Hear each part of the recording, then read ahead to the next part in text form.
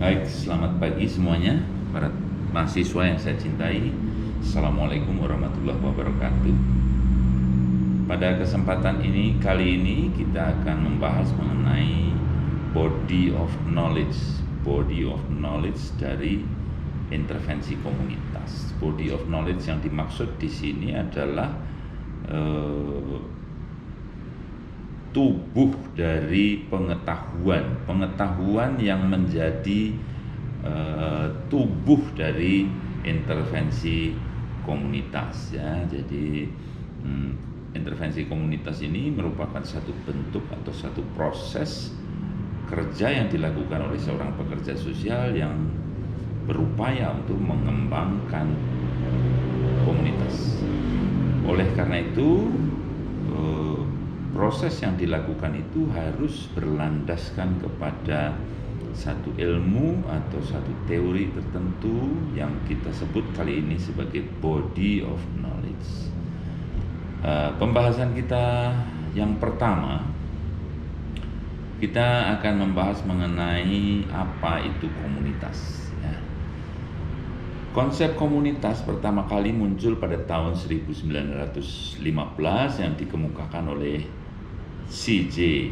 Galpin, yang waktu itu dikaitkan dengan pembahasan secara luas tentang komunitas pedesaan. Galpin ini adalah seorang pengembang masyarakat yang berada pada area pedesaan. Kata komunitas atau community itu sepadan dengan bahasa Inggris commune, yang berarti persahabatan atau fellowship. Menurut Christensen dan Robinson, pengertian komunitas adalah orang-orang yang tinggal di daerah yang terbatas secara geografis. Mereka berkomunikasi satu sama lain dan memiliki ikatan antara orang-orang yang tinggal di daerah tersebut.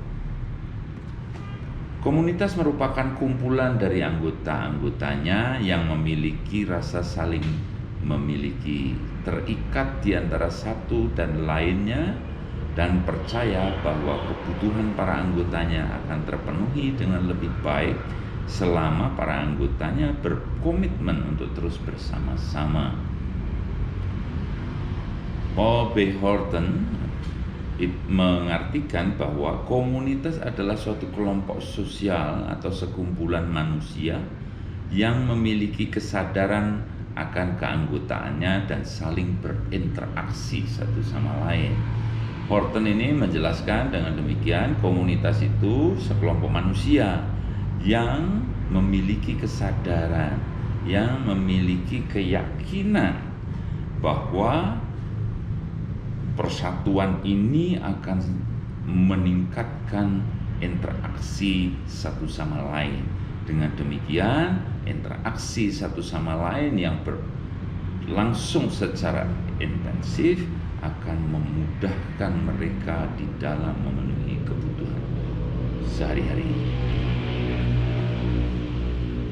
Dengan demikian, dapat kita simpulkan bahwa elemen utama dari komunitas yaitu yang pertama, harus memiliki batasan geografis atau memiliki batasan satu tempat tersendiri.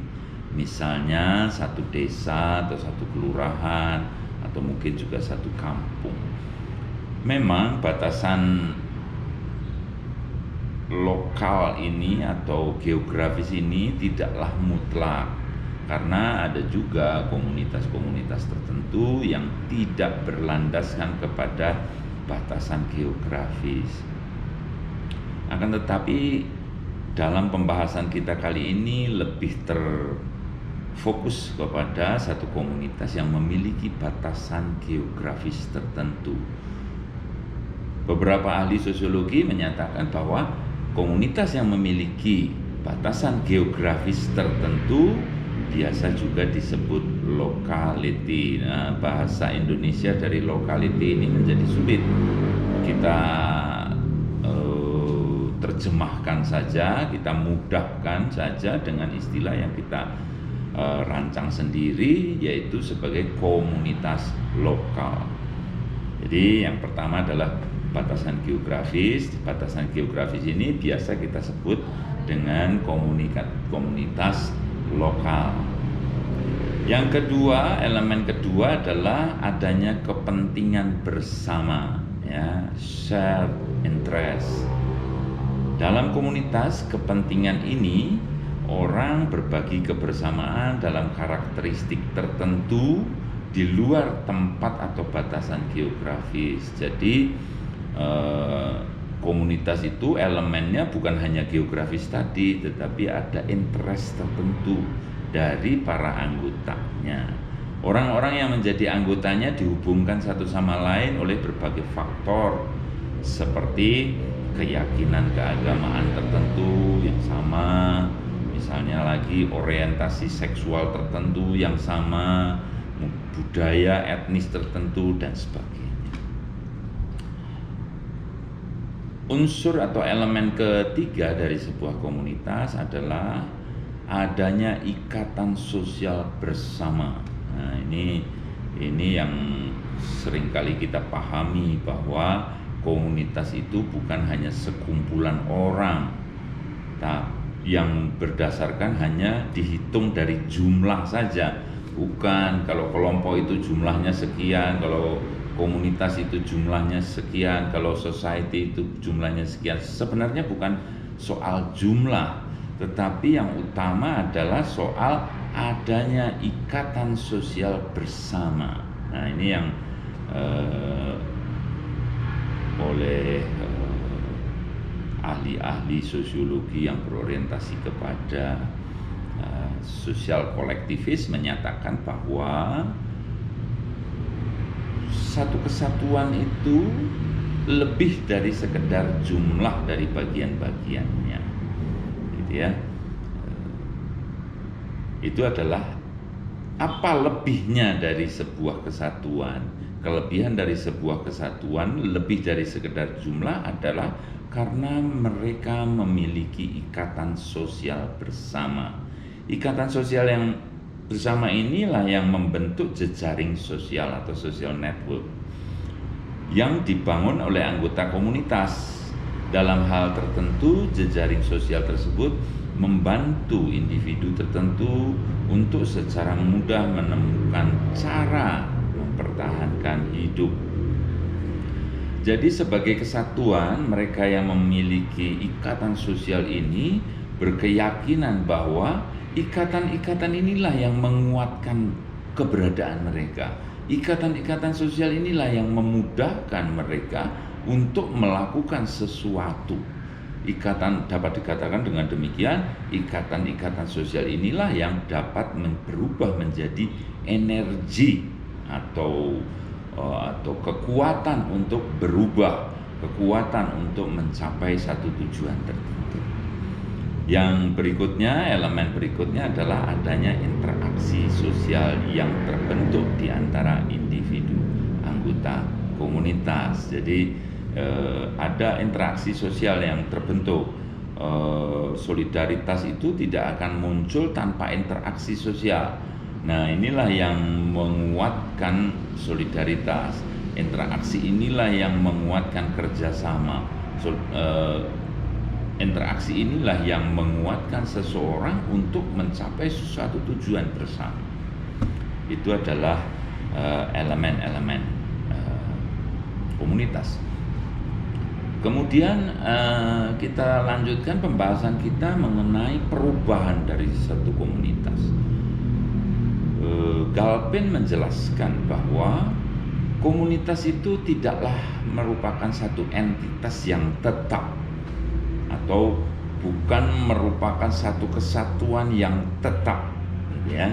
Tetapi komunitas itu selalu mengalami perubahan. Dapat dikatakan komunitas itu dapat disebut sebagai, dapat disamakan dengan organisme yang hidup. Dia berdenyut, dia berubah, dia bergerak dan sebagainya.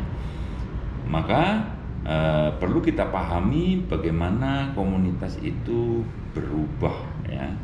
Komunitas yang memiliki elemen atau unsur seperti tersebut di atas tadi, yang ada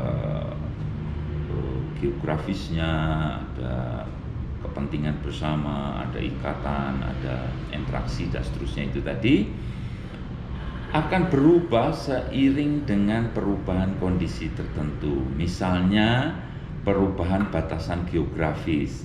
Semakin diperluas batasan geografis suatu komunitas, maka ikatan sosial antar anggota juga semakin melemah.